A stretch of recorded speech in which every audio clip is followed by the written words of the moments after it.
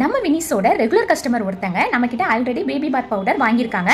அவங்க நம்ம மேல உள்ள ட்ரஸ்ட்ல நாங்க கஸ்தூரி மஞ்சள் எனக்கு வேணும், நான் இவ்வளோ நாளும் கடையில தான் வாங்கி என் குழந்தைக்கு யூஸ் பண்ணேன், இப்போ நீங்க கஸ்தூரி மஞ்சள் செஞ்சு கொடுங்க கஸ்டமர் கேட்குறாங்களே அப்படிங்கிறதுக்காக அவங்களுக்காக நம்ம கஸ்தூரி மஞ்சள் செய்ய ஸ்டார்ட் பண்ணோம்.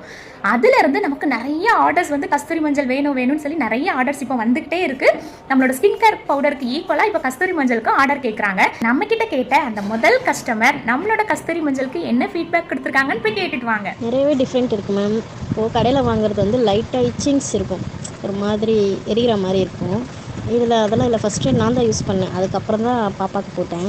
ஸ்மெல் நல்லா இருக்குது, அந்த இச்சிங்ஸ் கூட இல்லை, சூப்பராக இருக்குது. பாப்பா கூட அந்த அந்த மஞ்சள் போடுற வரைக்கும் அழுதுகிட்டே இருப்பாள், கொஞ்சம் நேரம் குளிக்க ஊற்றி முடிச்ச பிறகு அழுதுகிட்டே இருப்பாள்.